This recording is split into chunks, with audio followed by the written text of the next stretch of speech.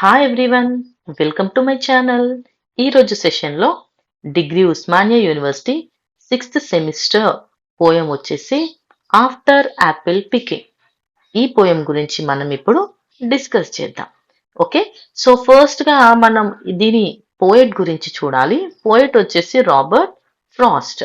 So after Apple picking అంటే తెలుసు కదా, యాపిల్ కాయలు, యాపిల్స్ తెలుసు కదా అందరికి. సో యాపిల్స్ ని తెంపడం, ఓకే, వాటన్నింటినీ తెంపే పని కూడా ఉంటుంది కదా. సో దాన్ని గురించి మనకు ఆ చేసే వర్క్, ఆ లేబర్ గురించి, వాళ్ళు ఎలా కష్టపడుతున్నారు అనే దాని గురించి మనకు ఈ పోయంలో రాబర్ట్ ఫ్రోస్ట్ గారు చెప్తున్నారు. సో ముందుగా అబౌట్ ది పోయెట్ చూద్దాం. Robert Frost was an American poet well known for his verses about everyday life in the countryside of New England. So Robert Frost ఒక అమెరికన్ పోయెట్. సో ఆయన versus అంటే ఆయన రాసినటువంటి poems ఎలా ఉంటాయంటే country side అంటే villages లో, ఊర్లలో ఎలా ఎవ్రీడే లైఫ్ ని వాళ్ళు లీడ్ చేస్తున్నారో అలాంటి వాటిని చూపించారన్నమాట. అది కూడా ఇప్పుడు మన ఇండియాలో మనకి ఎలా కంట్రీ సైడ్ వాళ్ళ లైఫ్ స్టైల్ ఒకలా ఉంటుందో, ఇంగ్లాండ్ లో, న్యూ ఇంగ్లాండ్ లో ఉన్నటువంటి ఆ పీపుల్ యొక్క ఎవ్రీడే లైఫ్ స్టైల్ గురించి ఎక్కువగా ఆయన పోయమ్స్ లో ఉంటాయి. Frost was born on March 26, 1874 in San Francisco, California. So ఈయన 1874లో మార్చ్ 26 రోజు పుట్టడం జరిగింది. ఎక్కడ అనంటే కాలిఫోర్నియాలోని శాన్ ఫ్రాన్సిస్కోలో. His father died when he was 11. ఆయనకి 11 ఇయర్స్ ఉన్నప్పుడే ఆయన ఫాదర్ చనిపోయారు. And his mother move the family to Lawrence, Massachusetts, lived with their grandparents. So father చనిపోయిన తర్వాత వాళ్ళు వాళ్ళ గ్రాండ్ పేరెంట్స్ తోనే ఉన్నారంట. Before becoming a poet, Frost was a farmer and he used to work on his grandfather's farm. So poet కాకముందు అంటే ఆయనకు poems రాయాలి అని ఒక ఇంట్రెస్ట్ ఉంటుంది కదా. సో దానికంటే ముందు కూడా ఆయన ఫార్మర్ అనమాట. ఎక్కువగా వాళ్ళ గ్రాండ్ ఫాదర్ దగ్గర జీవించారు కాబట్టి అక్కడ ఉన్నటువంటి ఆ ఫార్మ్ ల్యాండ్స్ ని చూసుకుంటూ పెరిగేవాడు. అలానే ఆయన కవితలు రాయడం కూడా స్టార్ట్ చేశారు. When Frost was 20, he sold his first poem, My Butterfly, an elegy to the New York Independent in 1894 for $15. So ఆయనకి 20 ఇయర్స్ ఉన్నప్పుడు ఆయన రాసినటువంటి ఫస్ట్ పోయం మై బటర్ఫ్లై అనే దాన్ని $15కే అమ్మేశారంట. One of the Frost's most famous poem today, The Road Not Taken, was actually written by him as a private joke for his friend Edward Thomas. So మనకందరికీ తెలుసు, మనం చిన్నప్పుడు చదువుకున్న poem the road not taken. ఈ poem రాసింది కూడా Robert ఫ్రాస్టే. Actual గా అది ఆయన పోయం అని రాయలేదు, వాళ్ళ ఫ్రెండ్ కోసం ఒక జోక్ లాగా రాశాడు. వాళ్ళ ఫ్రెండ్ నేమ్ వచ్చేసి ఎడ్వర్డ్ థామస్. ఆయన కోసం రాసినటువంటి ఆ జోక్ ఏదైతే ఆ లిరిక్స్ ఉన్నాయో, ఆ రాసినటువంటి ఆ సెంటెన్సెస్ ఉన్నాయో, అవన్నీ కూడా ఒక మంచి ఫేమస్ పోయం గా అయిపోయింది ఇప్పుడు. Frost also taught at Amherst College and the University of Michigan for many years. So ఆయన టీచింగ్ ఫీల్డ్ లో కూడా ఉన్నారంట. During his long career Frost won many awards and honours for his poetry. ఆయనకి ఎన్నో awards ఇంకా honours వచ్చాయి. Robert Frost is the only poet to win 4 Pulitzer prizes for his poetic achievement. So ఇంతవరకు ఎవరికి కూడా 4 రాలేదు, ఈయన 4 వచ్చినాయంట పులిట్జర్ ప్రైజెస్. ఈ వన్ ది అవార్డ్స్ ఫర్ దేనికి వచ్చినాయి అంటే New Hampshire, a poem with notes and grace notes return in 1924. ఇది 1924లో రాసినటువంటి న్యూ హ్యాంప్షైర్ అనే పోయం కి. And next one collected poems 1931లో రాశారు. ఏ ఫర్దర్ రేంజ్ 1937లో రాశారు. ఏ విట్నెస్ ట్రీ 1943లో రాశారు. 4 పోయమ్స్ కి కూడా ఆయనకి పులిట్జర్ ప్రైజెస్ వచ్చాయి. Frost died on Jan 29, 1963 in Boston, Massachusetts, and a mountain is named after the famous poet in his hometown, written for his extraordinary achievements and contribution to poetry. ఈయన 1963లో జనవరి 29th రోజు చనిపోయారు Boston లో. So అక్కడ ఉన్నటువంటి ఒక mountain కి ఆయన పేరుని పెట్టుకున్నారంట. ఎందుకంటే ఆయన గొప్ప రచయిత కాబట్టి ఆయనని తలుచుకోవడానికి, ఆ కవిని గుర్తు చేసుకోవడానికి ఎప్పుడూ కూడా అక్కడ ఉన్నటువంటి ఒక మౌంటైన్ కి, అంటే తన ఊర్లో ఉన్నటువంటి మౌంటైన్ కి ఆయన పేరుని పెట్టుకున్నారంట. సో ఇది వచ్చేసి రాబర్ట్ ఫ్రోస్ట్ గురించి. ఇక మనం పోయం థీమ్ లోకి వెళ్ళిపోదాం. So this is the theme of the poem. The poem explores the themes of work, sleep, mortality, and the cycle of life. So ఈ పోయంలో మనకి ఏమేమి విషయాలు నేర్పిస్తుంది అంటే, వర్క్ అంటే పని గురించి, స్లీప్ నిద్ర గురించి, మోర్టాలిటీ అంటే మృత్యువు గురించి, సైకిల్ ఆఫ్ లైఫ్ జీవితం గురించి చెప్తున్నారు. The poem centres round the speakers physical and mental fatigue after a day spent picking apples, highlighting the toil and labor involved in such work. So ఇందులో ఒక పర్సన్ ఆయన ఏం చేశాడంటే, ఆయన ఒక లేబర్ వర్క్ చేశాడు. ఆ వర్క్ ఏంటి అని అంటే యాపిల్స్ ని పిక్ చేయడం అనమాట. అంటే యాపిల్స్ ని కోయడం, చెట్లోంచి కోస్తారు కదా కాపు కాసిన తర్వాత, ఆ కోయడం అనేది అతను చేసే పని. సో అలా చేసిన తర్వాత అతను ఎలా ఉన్నాడు, అతని మానసిక అంటే మెంటల్ గా, ఫిజికల్ గా అతనికి ఉన్నటువంటి ఆలోచనలు అవన్నిటి గురించి మనకి ఈ పోయంలో చెప్పడం జరుగుతుంది. The speaker's transition into sleep is not presented as a peaceful experience, but rather as a state of anxiety and contemplation where the day's work and unfulfilled tasks linger in his mind. So ఇందులో అతనికి unfulfilled అంటే పని incomplete గా ఉన్న పని గురించి, నేను చేయలేకపోయాను అనేసి ఆ ఆలోచనలు, ఆ బాధ, ఆ చింతనే ఉంటుంది తప్ప ఆ నిద్ర గురించి కానీ, అతను హ్యాపీగా నిద్రపోవడం, పీస్ఫుల్ గా ఉండడం అనేది మనం ఇక్కడ చూడము. సో ఇక్కడ కంప్లీట్ గా ఒక పని, నిద్ర, అలాగే చావు బ్రతుకుల గురించి చెప్తున్నారు. నెక్స్ట్ ఇంకా మనం సమ్మరీలోకి వెళ్ళిపోదాం. The poem describes the poem begins describing the process of apple farming. So ఈ పోయం లో దేని గురించి చెప్తారు అంటే యాపిల్ ఫార్మింగ్ గురించి చెప్తున్నారు. The speaker in the poem is an apple picker who carries his two-pointed ladder upward through a tree pointing toward heaven above. So ఈ poem లో ఉన్న మన స్పీకర్ ఏం చేస్తాడో, ఆయన ఒక యాపిల్ పిక్కర్ అంటే యాపిల్స్ ని తెంపడము, వాటన్నింటినీ ఏరడము లాంటివి చేస్తారు కదా. సో అలా కలెక్ట్ చేసే వాటిని తోటలో పనిచేయడానికి వెళ్తారు కదా కోయడానికి, అలాంటి చేసే యాపిల్ పిక్కర్ ఇతను. ఇతనితో పాటు ఏం తీసుకెళ్లాడంటే two-pointed ladder upward through a tree pointing toward heaven above. ఇప్పుడు ladder అంటే తెలుసు కదా, నిచ్చెన ఎలా ఉంటుంది, ఇలా ఉంటుంది. సో అది ఎప్పుడు పైకే ఉంటుంది. ఇక్కడ చెట్టు ఉంటే దానికి ఇలా నిచ్చెన వేసుకుంటారు కదా. సో ఈ two-pointed అని ఎందుకంటే ఇక్కడ 2 పాయింట్స్ ఉంటాయి కదా దానికి పైన కింద. ఆ పాయింట్స్ ఎలా ఉన్నాయి, పైకి ఉన్నాయి. అంటే దాని అర్థం ఏంటి, ఆ పాయింట్స్ అనేవి పైన ఆకాశంలో ఉన్నటువంటి ఆ హెవెన్ ని చూపిస్తున్నాయి. అంటే ఆ స్వర్గాన్ని తాకేట్టుగా ఉన్నటువంటి నిచ్చెన అక్కడ వేసుకున్నాడంట. He has just finished a day's work of picking apples in the orchard. So ఈయన ఏం చేశాడంటే ఆ తోటలో, అంటే ఎక్కడైతే అతను ఆ పళ్ళు తెంపుతున్నాడో ఆ పళ్ళ తోటలో అతని పని కంప్లీట్ చేసుకున్నాడు. అతని పని ఏంటి, యాపిల్ పిక్ చేయడం. ఆ పని కంప్లీట్ అయిపోయిందంట. The ladder which is used to climb the apple tree to pick apples is kept alongside a barrel. So apples తెంపడానికి నిచ్చెన వేసుకొని పైకి ఎక్కి యాపిల్స్ తెంపడం అయిపోయింది కదా. సో తర్వాత ఏం చేశాడంటే దాన్ని తీసుకొచ్చి ఒక బ్యారెల్ అంటే ఏంటి అంటే ఇలా ఉంటుందన్నమాట, ఒక పాత్ర లాంటి, నథింగ్ బట్ దాన్ని పీపా అనొచ్చు, ఒక పెద్ద కంటైనర్. ఓకే, యాపిల్స్ అన్నింటినీ ఇందులో కలెక్ట్ చేస్తారు. సో అలాంటి దీని పక్కన తీసుకొచ్చి ఆ లాడర్ ని ఇలా పెట్టాడంట.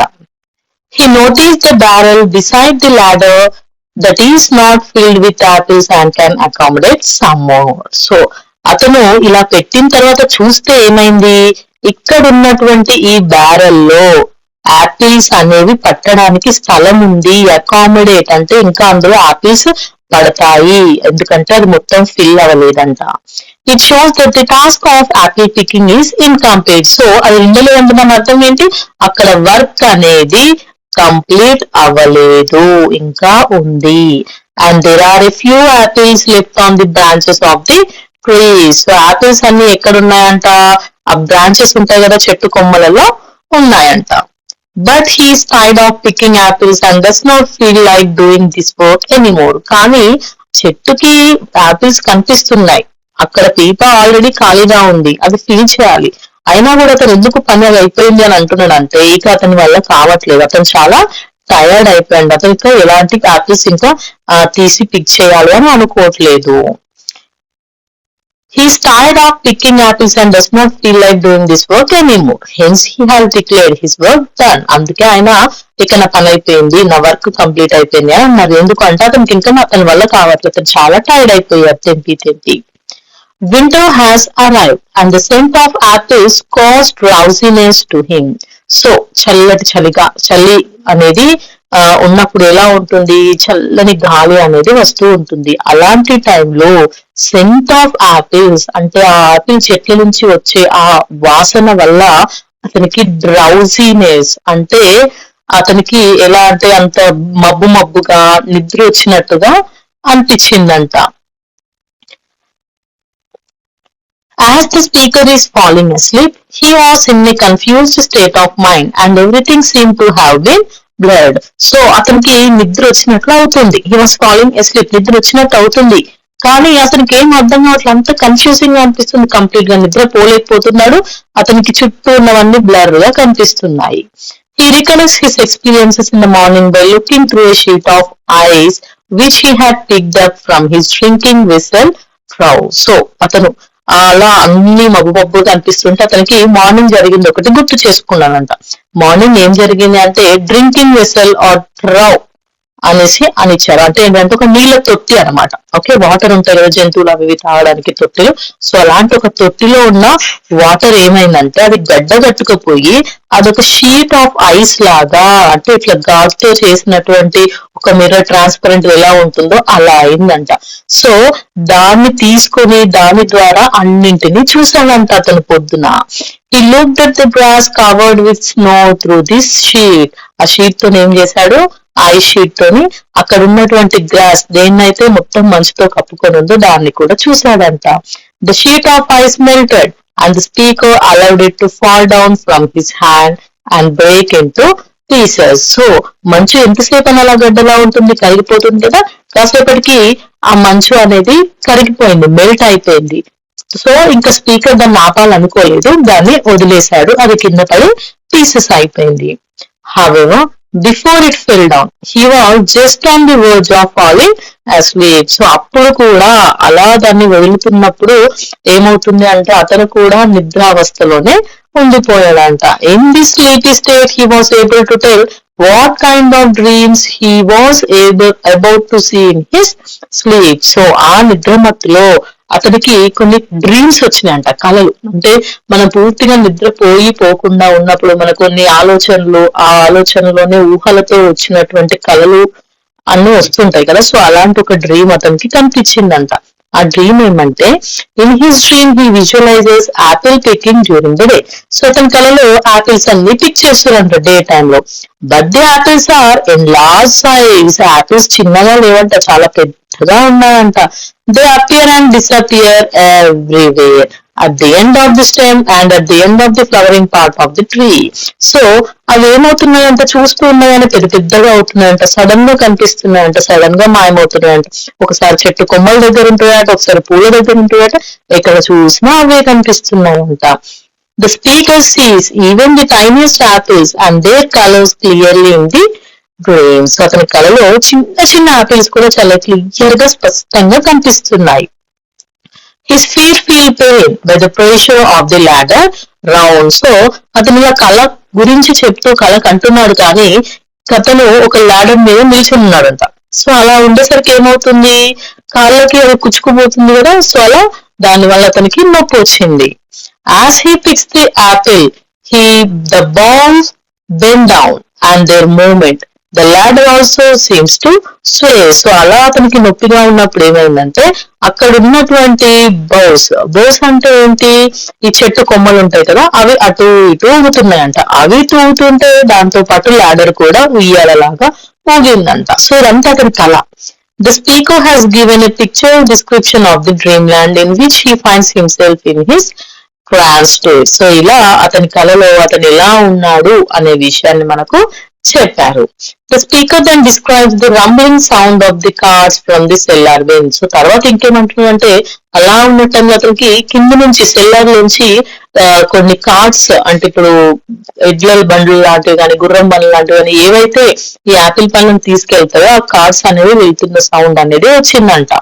The carts are carrying loads of apple. ఆ కార్డ్స్ లో దాని నిండా యాపిల్స్ తోనే నింటున్నాయంట. There are thousands of apples for him to touch, admire and to pick or lift carefully. అక్కడ ఎన్ని ఉన్నాయంటే కొన్ని వేల కొద్ది యాపిల్స్ అనేవి ఉన్నాయంట. He doesn't let any of them fall down on the ground because all such apples fallen down on the ground are treated as discarded or rejected. So అతను ఆ యాపిల్స్ ఏవి కింద పడకుండా చూడాలనుకున్నాడట. ఎందుకంటే యాపిల్ కింద పడితే దాన్ని రిజెక్ట్ చేస్తారంట. Even if they may not have been bruised or spiked with stubble, దానికి ఎలాంటి దెబ్బ మచ్చ మరక లేకపోయినా కూడా యాపిల్స్ ని రిజెక్ట్ చేస్తారంట. They are set aside in heaps to be used for making cider and are not regarded as fit of any worth as eatable fruits. So ఏవైతే కింద పడతాయో అవి తినడానికి పనికిరాని వాటిగా తీసి పక్కన పెట్టేసి దాంతో వెనిగర్ సైడర్ అంటారు, దాన్ని చేస్తారంట. The speaker then feels tired of apple picking as he had done so much in past. So అలా ఇక ఆ కళలో కూడా అతను బాగా టైర్డ్ అయిపోయాడంట. సో బాగా టైర్డ్ అయిపోయి ఇంకా అతను ఎప్పుడు పని ఇదే పని అనేసి కళలో కూడా పని గురించే ఆలోచిస్తూ ఉండిపోయాడంట. Frost makes the whole poem sound like a dream. So ఇదంతా నిజమైన పోయం కూడా అతను కలలా కంటున్నాడు. అంటే నిజాన్ని కూడా అతను కలలాగే ఊహించుకోడు, అతను చేసిన పనిని కూడా అతను కలలాగే ఊహించుకుంటున్నాడు. The speaker compares his sleep after exhaustion to that of his normal night sleep or long sleep. So అతను ఏమంటున్నాడంటే నేను ఇంత నిద్ర మబ్బులో ఉన్నాను, ఇంత నిద్ర మత్తులో ఉన్నాను, ఈ నా నిద్ర మామూలుగా మనుషులు పోయే నార్మల్ నిద్ర అయి ఉంటుందో లేదంటే శాశ్వత నిద్ర అంటే మరణమే అయి ఉంటుందో తెలియదు అనేసి పోయం ని ఎండ్ చేశారు. సో ఇక్కడ ఈ పోయంలో అతను నిద్రలో కూడా పూర్తిగా గాఢ నిద్రలోకి పోలేకపోతున్నాడు. ఎందుకు అంటే అతను చేసే ఆ పని అనేది అతని నిద్రలో కూడా అతను డిస్టర్బ్ చేస్తూనే ఉందంట. Conclusion. Finally, the speaker's sleep in the poem is troubled by the thoughts of his unfulfilled works that haunt him even in sleep. చూసారా అతని పని అంటే ఎక్కడైతే అక్కడ అన్ఫుల్ఫిల్డ్ పూర్తిగా కంప్లీట్ కానీ ఆ ఇన్కంప్లీట్ వర్క్ అతన్ని ఏం చేశాడంటే నిద్రలో కూడా వేటాడుతుంది, అతను వెంటాడుతుంది.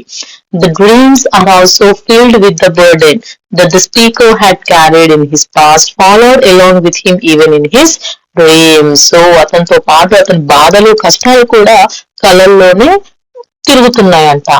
What ever kind of sleep it may be, అది ఏ స్లీప్ అయినా గాఢ నిద్ర అయినా నార్మల్ నిద్ర అయినా ఏమైనా కూడా అవి అతన్ని వెంటాడుతూ అతనితోనే ఉన్నాయి. The sleep may be simple sleep are the sleep of death. ఈ సింపుల్ స్లీప్ అయి ఉండొచ్చు, లేదంటే అతను అలసిపోయి మరణించవచ్చు కూడా అనేసి ఇచ్చారు. సో ఇది ఒక లేబర్ వర్కర్ ఎంత టైర్డ్ అయిపోయి ఎలా ఉంటాడు అనే విషయాన్ని దృష్టిలో పెట్టుకొని మన రైటర్ ఈ పోయం ని రాయడం జరిగింది. So this is all about the summary of the answer after Apple picking. So అందరికీ అర్థమైంది అనుకుంటున్నాను. సో మీకు ఇంకేమైనా లెసన్స్ కావాలంటే కామెంట్ బాక్స్ లో కామెంట్ పెట్టండి. Thank you for watching my videos. See you in the next video. Bye bye.